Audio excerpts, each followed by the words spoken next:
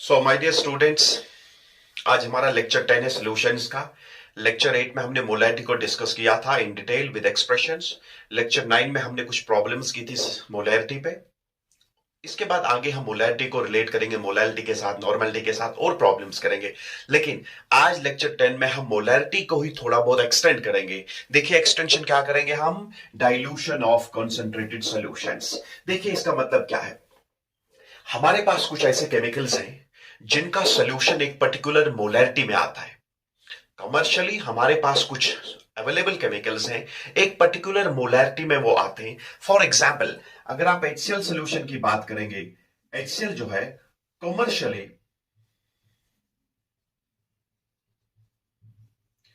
Commercially it is available at 12 molar solution. तो means अगर आप HCl लाते हैं तो कमर्शियली ये सोल्यूशन अवेलेबल रहता है किस मोलैरिटी में, 12 मोलर सोल्यूशन। मींस ओरिजिनली जो आप HCl सोल्यूशन लाते हैं लैब में, इसकी मोलैरिटी होती है 12 मोलर। ऐसे सोल्यूशंस जिनका कमर्शियली एक पर्टिकुलर कंसंट्रेशन में अवेलेबल रहते हैं, इन सोल्यूशंस का नाम है, such solutions are called stock solutions. इनको कहते हैं स्टॉक सोल्यूशंस, या इनका दूसरा नाम है बेंच सोल्यूशंस। बेंच सोल्यूशंस, और इनकी जो मोलैरिटी होती है that is called bench molarity. अगर आपको क्वेश्चन आ जाएगा बताइए बेंच मोलैरिटी क्या है आपके HCl की, आप कहेंगे सर 12 मोलर। मींस हमारे पास ये जो HCl सोल्यूशन अवेलेबल रहता है, जो आप कमर्शियली लाते हैं HCl, वो हमेशा किस कंसंट्रेशन में आता है, that is called 12 molar solution. और ऐसे सोल्यूशंस का नाम है स्टॉक सोल्यूशन, या इनको कहेंगे बेंच सोल्यूशन, और इनकी मोलैरिटी को कहेंगे बेंच मोलैरिटी। देखिए, लेकिन अगर आपको लैब में काम करना होगा, आपको HCl के साथ काम करना है, तो HCl आपको एक पर्टिकुलर कंसंट्रेशन चाहिए HCl की। Suppose 0.1 molar, 0.2 molar, 3 molar, 4 molar, 5 molar, means less than 12 molar के साथ you have to play with. अगर आपको HCl के साथ काम करना है लेकिन उसकी मोलैरिटी 12 से कम होनी चाहिए, 6, 5, 4, 3, 2, तो उसके लिए क्या करना होगा, आपको इस सोल्यूशन में पानी डालना होगा, इसको डाइल्यूट करना होगा, ताकि एक पर्टिकुलर कंसंट्रेशन का HCl सोल्यूशन अवेलेबल रहे। लैब में अवेलेबल क्या है, 12 मोलर, लेकिन आपको क्या करना, काम करना है 6 मोलर के साथ, 5 मोलर के साथ, तो मींस आपको पानी डालना होगा। इसी प्रोसेस का नाम है डाइल्यूशन। इसी प्रोसेस का नाम है। इन द सेम वे, अगर आप एक्वस अमोनिया सोल्यूशन लेंगे, aqueous ammonia solution, aqueous ammonia solution, ये 28% होता है वेट बाय वेट, ये हमेशा 14.8 मोलर कंसंट्रेशन में अवेलेबल रहता है। मींस अगर आप बाजार से एक्वस अमोनिया सोल्यूशन लाएंगे, वो हमेशा किस मोलैरिटी में मिलता है आपको, 14.8 मोलर सोल्यूशन में मिलता है। तो मींस इस मोलैरिटी के नाम है बेंच मोलैरिटी, और इस सोल्यूशन का नाम है स्टॉक सोल्यूशन या बेंच सोल्यूशन। अगर आपको इससे कम मोलर वाला सोल्यूशन चाहिए, अमोनिया सोल्यूशन इससे कम जिसकी मोलैरिटी हो, तो आपको डाइल्यूट करना होगा। आपको डाइल्यूट कर, देखिए हम डाइल्यूशन कैसे करते हैं, प्लीज टेक केयर।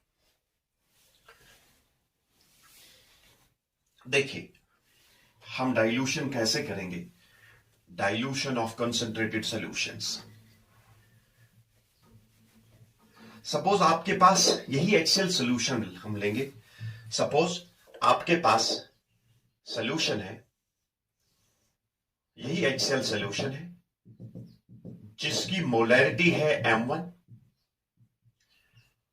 और आपने इसका सपोज V1 वॉल्यूम लिया। मींस आप मोलैरिटी थी M1 और आपने इसके सपोज 20 ml लिए, 30 ml लिए, 40 ml लिए, और वट जो आपने लिया है। इनिशियल मोलैरिटी है सपोज इसकी M1, और इसका आपने कितना वॉल्यूम लिया, V1।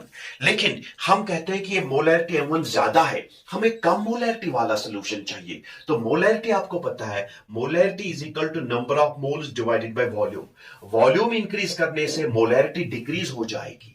तो मोलैरिटी डिक्रीज करने के लिए एक ही तरीका है, दैट इज हम वॉल्यूम को इंक्रीज करेंगे। हम वॉल्यूम को इंक्रीज करेंगे। मोल्स को देखिए, सोल्यूट सेम है, सोल्यूशन सेम है, हम मोल्स को इंक्रीज या डिक्रीज नहीं कर सकते यहां पर। तो देखिए अगर हमें इसी सोल्यूशन से दूसरा सोल्यूशन बनाना होगा जिसकी मोलैरिटी है M2, तो you will take it for granted that this M2 जो है it will be less than M1। तो मींस अगर आपको M1 से M2 मोलर सोल्यूशन बनाना होगा, M2 की मोलरिटी कम होगी M1 से, तो मींस आपने इसमें पानी डाल दिया, इसको डाइल्यूट कर दिया आपने, तो आपने इसमें वॉल्यूम ऐड कर दिया पानी का। So let the final volume of this solution is V2। Please take care.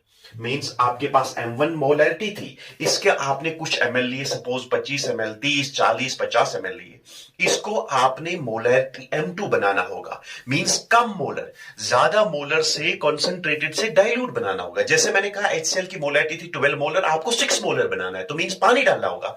तो सपोज आपने इसमें पानी डाल दिया और टोटल फाइनल वॉल्यूम जो आ गया दैट इज कॉल्ड V2।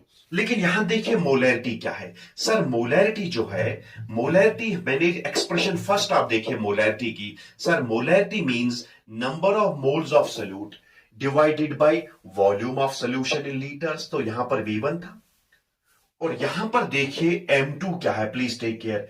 यहां पर देखिए मोलैरिटी क्या है sir, number of moles. Number of moles means number of particles. आपने पार्टिकल्स को इंक्रीज नहीं किया, पार्टिकल्स उतने ही रहे, मोल्स उतने ही रहे, सिर्फ आपने पानी डाल दिया। तो यहां पर मोल्स बिल्कुल सेम होंगे एंड, लेकिन यहां पर आपने पानी डाल दिया V2, टोटल वॉल्यूम है V2।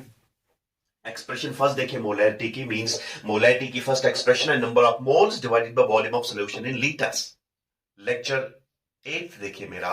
तो देखिए, तो यहां देखिए नंबर ऑफ मोल जो है that is equal to M1V1 और यहां पर देखिए नंबर ऑफ मोल जो है that is equal to M2V2।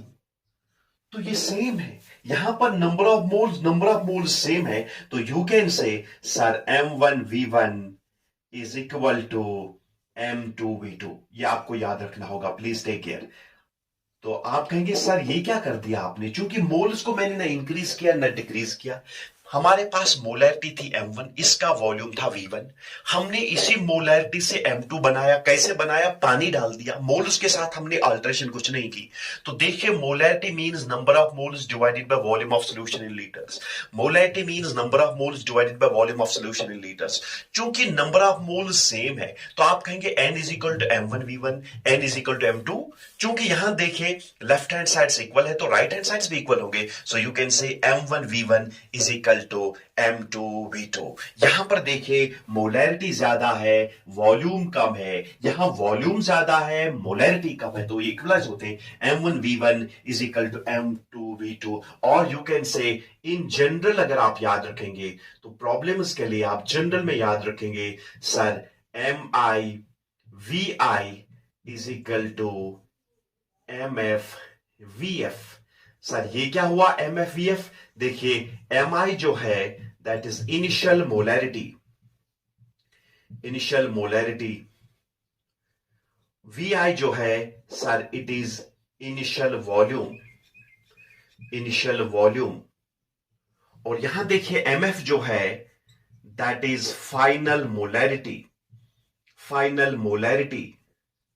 और VF जो है दैट इज फाइनल वॉल्यूम। आप कहेंगे सर ये क्यों करना पड़ता है, हमें कॉन्सेंट्रेटेड सॉल्यूशन से डाइल्यूट बनाना होगा। डाइल्यूट मींस जिसमें कॉन्सेंट्रेशन कम होगी, तो मींस उसके लिए क्या करना होगा, उसके लिए हमें पानी डालना होगा। तो जनरल आप याद रखेंगे sir MIVI is equal to MFVF, M1V1 is equal to M2V2 is equal to M3V3। Is this clear? So means in general you can say MIVI is equal to MFVF। इसका आप screenshot लेंगे और हम इस पे question करेंगे।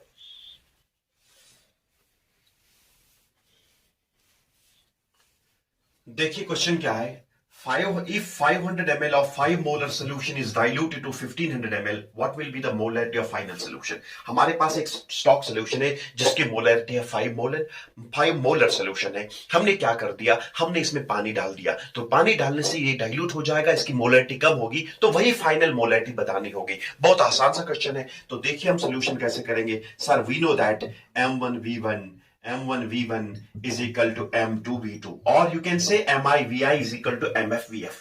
देखिए M1 जो है इनिशियल मोलैरिटी क्या है, 5 मोलर सोल्यूशन है, इनिशियल वॉल्यूम क्या है सर 500 ml है। याद रखिए अगर ये वॉल्यूम सेम यूनिट्स में है तब यूनिट कन्वर्शन नहीं करना होगा, अगर कोई लीटर में है कोई ml में है तो कन्वर्शन करना होगा, सेम यूनिट रखने होंगे। तो देखिए 5 into 500 what will be the molarity of final solution? तो final solution is M2 that is VF MF जिसको आप कहते हैं। हमें पता नहीं है फाइनल मोलैरिटी क्या है, लेकिन हाँ ये तो जानते हैं फाइनल वॉल्यूम इज 1500। बहुत आसान है, तो you can say sir M2 will be equal to sir 5 into 500 divided by 1500 that will be equal to 3 that is equal to 1.66 molar. बहुत आसान सा क्वेश्चन है। तो डाइल्यूशन पे आप क्या करेंगे, तो देखिए फाइनल मोलैरिटी आ जाएगी that is 1.66 molar. Is this clear? Let's do one more extension of molarity. और एक एक्सटेंशन करेंगे बैलेंस्ड केमिकल इक्वेशन।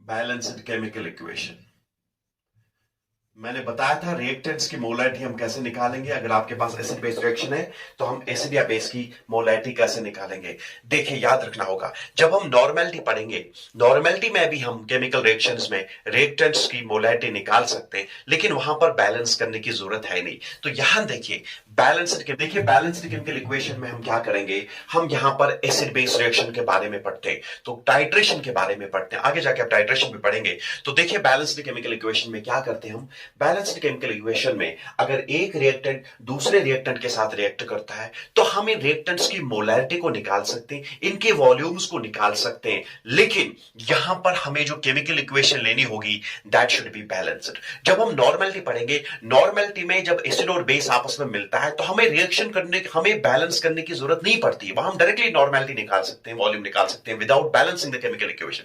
वहां समझाएंगे लॉ ऑफ इक्विवेलेंस।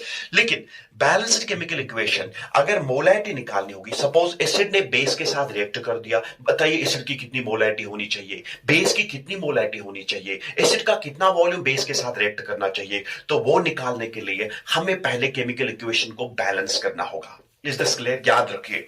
तो मींस एसिड बेस रिएक्शन में सपोज हमारे पास एसिड है, ये रिएक्ट करता है बेस के साथ तो बनाता है प्रोडक्ट। ये हमारे पास कोई रिएक्शन है, अभी हम इस पे क्वेश्चन भी करेंगे, बहुत इंपॉर्टेंट है। सपोज हमारे पास रिएक्टेंट ए है या acid, it reacts with base resulting in the formation of product. Is this clear? Suppose इसकी मोलैरिटी है M1 और इसका वॉल्यूम है V1, इसकी मोलैरिटी है M2 और इसका वॉल्यूम है V2। Is this clear? आप कहेंगे sir M1 V1 is equal to M2 V2। नहीं, मैंने कहा अगर मोलैरिटी कैलकुलेट करनी होगी चाहे एसिड की या बेस की, या पर्टिकुलर वॉल्यूम कैलकुलेट करना होगा एसिड का या बेस का, तो हम डायरेक्टली डाइल्यूशन लॉ अप्लाई नहीं करेंगे M1 V1 is equal to M2 V2। नहीं, तो हमें क्या करना होगा, हमें पहले इस रिएक्शन को बैलेंस करना होगा। Suppose N1 is the stoichiometric coefficient of A and N2 is the stoichiometric coefficient of B. You can say N1 moles of A react with N2 moles of B. तब देखिए अब यहां पर M1 V1 divided by N1 बराबर होगा M2 V2 divided by N2।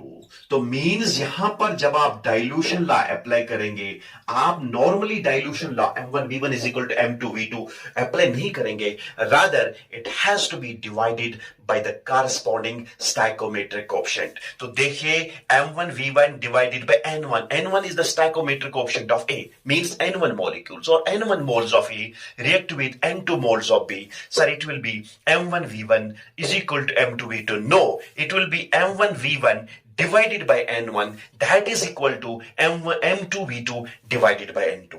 याद रखिए जब एसिड और बेस के बीच में न्यूट्रलाइजेशन रिएक्शन होती है, जब आप टाइट्रेशन करते हैं, एसिड बेस टाइट्रेशन जिसको आप कहते हैं, तो उस वक्त अगर आप मोलैरिटी निकालेंगे चाहे एसिड की या बेस की, उस वक्त आप नॉर्मल डाइल्यूशन लॉ अप्लाई नहीं करेंगे, रादर आप लिखेंगे M1 V1 divided by N1 is equal to M2 V2 divided by N2, means it has to be divided by the corresponding stoichiometric coefficient। ये बहुत इंपॉर्टेंट है, तो देखिए ये आप याद रखेंगे, it's for balanced chemical reactions. Is this clear? Acid base reaction, acid base neutralisation reaction के लिए M1 V1 divided by N1 is equal to M2 V2 divided by N2। Let's do a question, ये थोड़ा clear हो जाएगा, इसका आप screenshot लेंगे।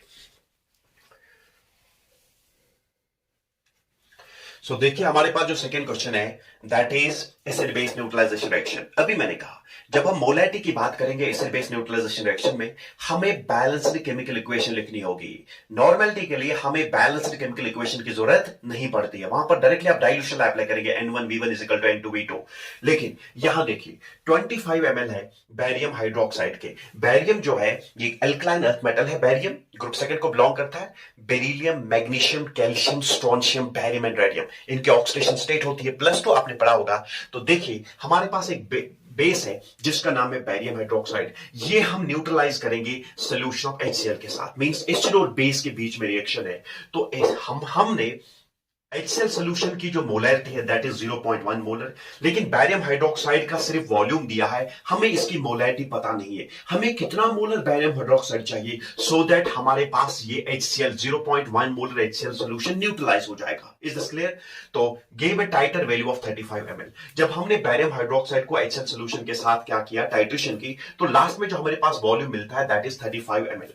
अब हमें देखना होगा the molarity of barium hydroxide solution was, means हमने एसिड को न्यूट्रलाइज किया बेस के साथ, एसिड की मोलैरिटी दी है लेकिन बेस की मोलैरिटी नहीं दी है। हमें देखना होगा, बताइए अगर हमारे पास 0.1 मोलर सॉल्यूशन है HCl का, तो बताइए बैरियम हाइड्रोक्साइड का कितना मोलर सॉल्यूशन होना चाहिए सो दैट हमारे पास जो है 0.1 मोलर HCl सॉल्यूशन न्यूट्रलाइज हो जाए। मैंने कहा न्यूट्रलाइजेशन रिएक्शन के लिए जब मोलैरिटी की बात आती है तब हमें इक्वेशन को बैलेंस करना पड़ता है। नॉर्मलिटी के लिए बैलेंस नहीं करना पड़ता है। नॉर्मलिटी के लिए आप डायरेक्टली डाइल्यूशन ला अप्लाई करेंगे N1V1 N2, लेकिन यहां नॉर्मल डाइल्यूशन ला M1V1 M2V2 अप्लाई नहीं करेंगे, रादर आप M1V1 divided by N1 M2V2 divided by N2। तो मींस हमें पहले स्टोइकोमेट्रिक ऑप्शंस देखने होंगे। वो कैसे हम देखेंगे, हम बैलेंस करेंगे। बैलेंस कैसे करते हैं, देखिए हमारे पास पहले रिएक्शन लिखेंगे सॉल्यूशन में।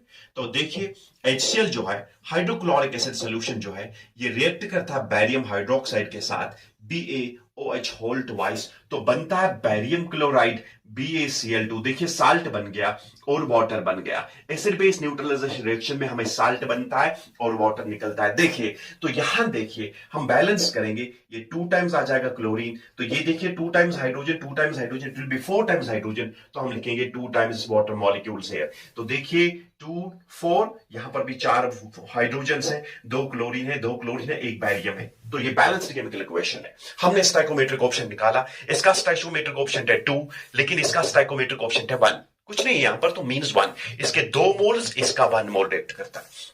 देखिए यहां पर देखिए HCl की मोलैरिटी है M1, ये दिया है, वो कितना है, शाबाश 0.1 मोलर, बहुत आसान। और देखिए और लास्ट में देखिए 25 ml of solution of barium hydroxide, इसका दिया है वॉल्यूम। HCl का दिया है मोलैरिटी 0.1। हमने जब इसकी टाइट्रेशन की तो लास्ट में जो वॉल्यूम निकलता है HCl का, so that is equal to, यहां पर देखिए V2 is equal to 35 ml। लेकिन 25 ml solution of barium hydroxide, यहां पर देखिए, नहीं V1 लिखेंगे यहां पर, V1। यहां देखिए V2 क्या है, ये दिया है 25 ml, लेकिन M2 देखना होगा, ये तो कैलकुलेट करना होगा, बिकॉज हमें देखना होगा molarity. 25 ml solution of barium hydroxide on titration with 0.1 molar solution of HCl gave a titer value of 35 ml. The molarity of barium hydroxide solution was, तो हमने देखना होगा कि सोडियम हाइड्रोक्साइड, इस बैरियम हाइड्रोक्साइड सॉल्यूशन की molarity कितनी थी, so that कि हमारे पास न्यूट्रलाइजेशन रिएक्शन हो जाएगी, कंप्लीट न्यूट्रलाइजेशन हो जाएगी।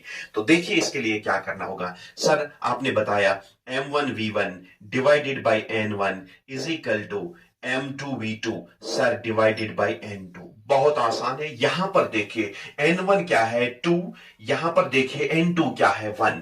यू कैन से, तो देखिए इसका मतलब है M1 देखिए दैट इज 0.1, लेकिन V1 देखिए दैट इज 35, और यहां देखिए डिवाइड करना होगा स्टोइकोमेट्रिक ऑप्शन से, दैट इज इक्वल टू 2। और यहां देखिए M2 क्या है, ये तो कैलकुलेट करना है, मोलैरिटी ऑफ बैरियम हाइड्रोक्साइड, लेकिन V2 दिया है दैट इज 25, और इसके बाद देखिए और डिवाइड करना होगा, क्योंकि स्टैकोमेट्रिक ऑप्शन कुछ नहीं है तो हम 1 मानेंगे, so divided by 1. So you can say molarity will be equal to, so you can calculate this M2 जो होगा that will be equal to 0.1 into 35, is this clear, divided by 50. Clear? That is 7s are 35, 10. So that will be equal to 7 by 100, and that will be equal to 0.07 molar. So this is the correct option, correct A. Is this clear? तो means जब आप acid base neutralisation reaction करेंगे, अगर molarity की बात आती है तब आप बैलेंस्ड केमिकल इक्वेशन लिखेंगे. जैसे यहां देखिए मैंने HCl को न्यूट्रलाइज किया था, बैरियम हाइड्रोक्साइड को मैंने न्यूट्रलाइज किया था HCl के साथ. एक ही मोलैरिटी दी है. सपोज हमें इस वक्त एसिड की मोलैरिटी दी है तो बेस की निकालनी है, तो उसके लिए आप पहले क्या बैलेंस्ड केमिकल इक्वेशन लिखेंगे. और अगर बेस दी है एसिड की भी आप निकाल सकते हैं, लेकिन बैलेंस्ड केमिकल इक्वेशन लिखना होगा. तो मींस पहले स्टैकोमेट्रिक कोएफिशिएंट्स को डिटरमाइन करना होगा, तब जाके आप डाइल्यूशन लॉ अप्लाई करेंगे. That's M1V1 by N1 is equal to M2V2 by N2. और यहां देखिए कैलकुलेशन के बाद हमारे पास जो मोलैरिटी निकलती है that is 0.07 molar. Is this clear? और इसका स्क्रीनशॉट लेंगे और let's do one more extension of molarity. Extension third हम लेंगे. If two solutions of same solute are mixed,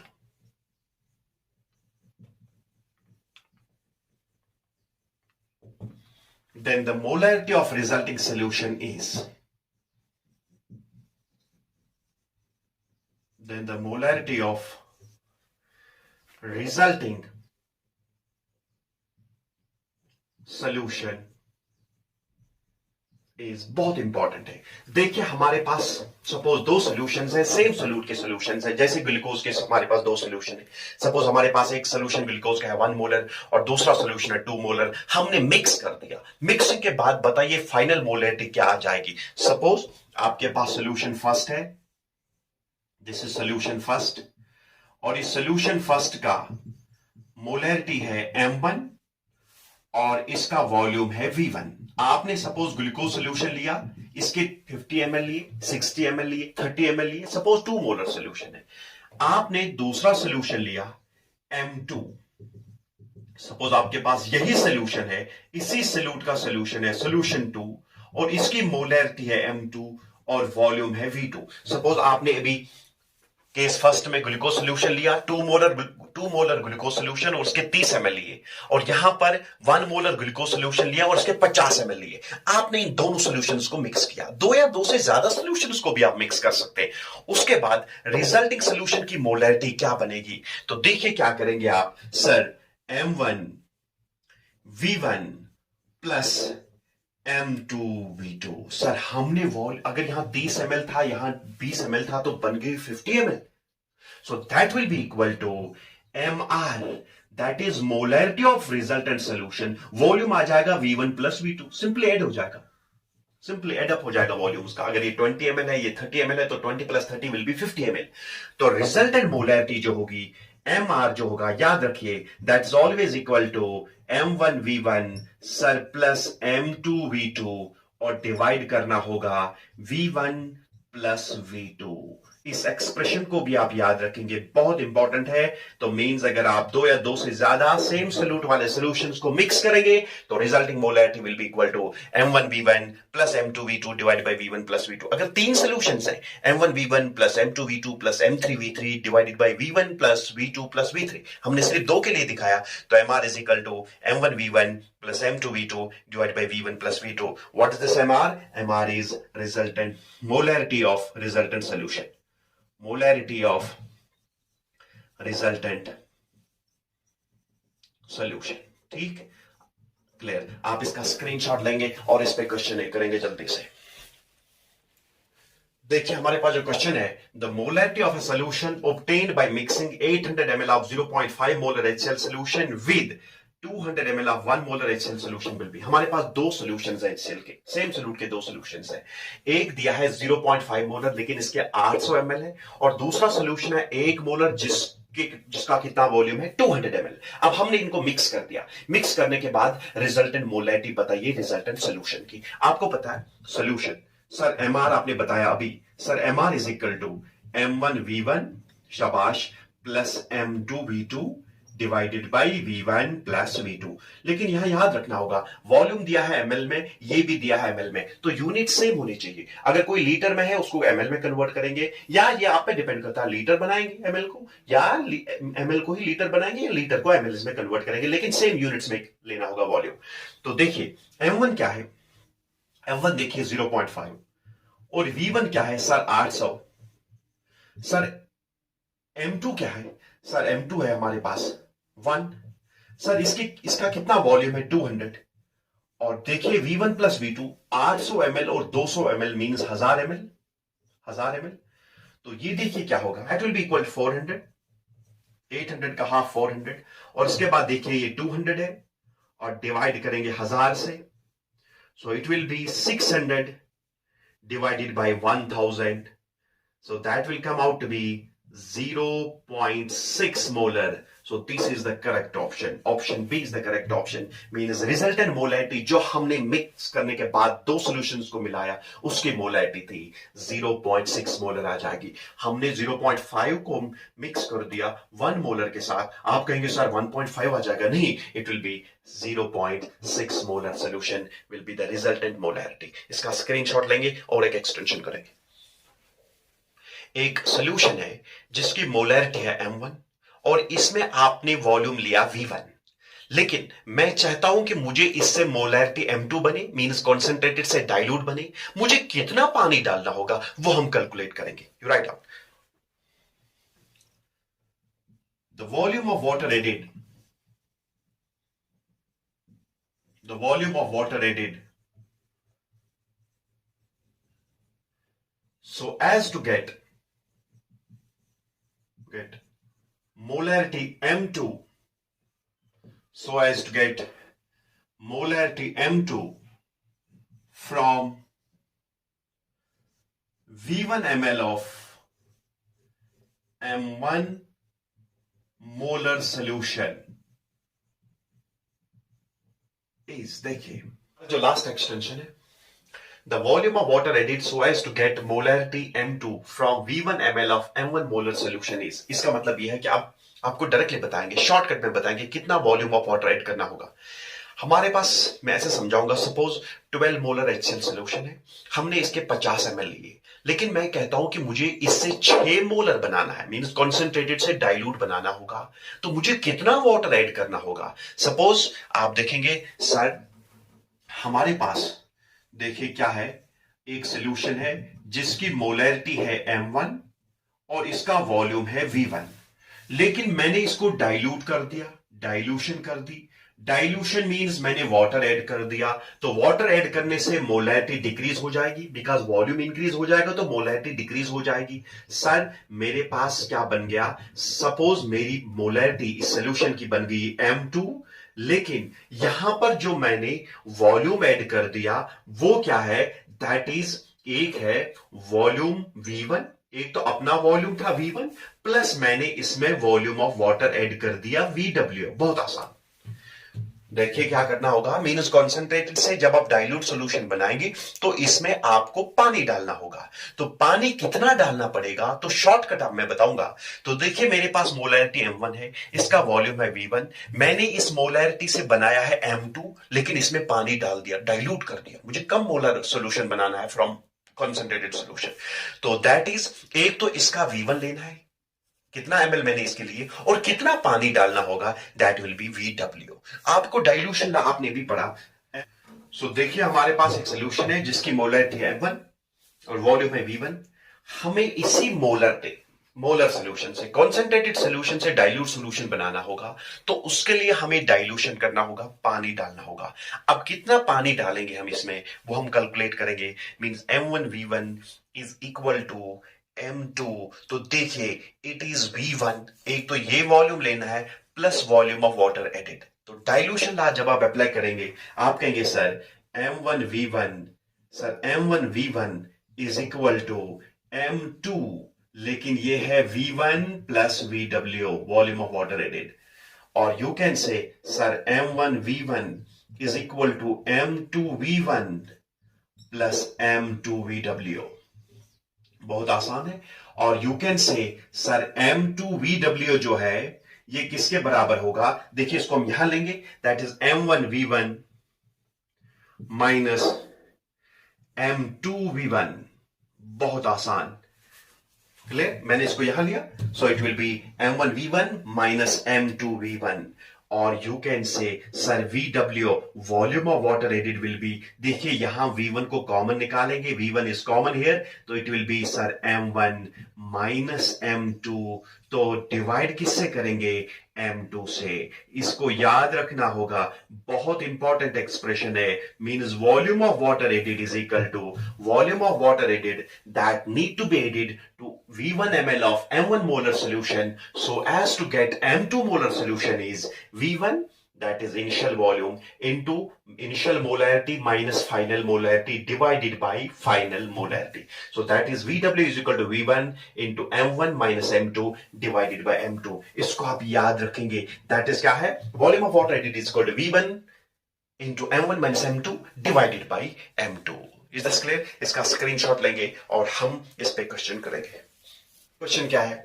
the quantity of water added for converting 100 ml ऑफ 0.5 molar KCl solution into 0.05 molar KCl solution is. देखिए हमारे पास 0.5 molar potassium chloride solution है, लेकिन इसके कितने ml है? 100 ml है। तो हमें 100 ml ऑफ 0.5 मोलर से बनाना होगा 0.05, मींस 0.4 से 0.05, मींस कॉन्सेंट्रेटेड से डाइल्यूट करना होगा।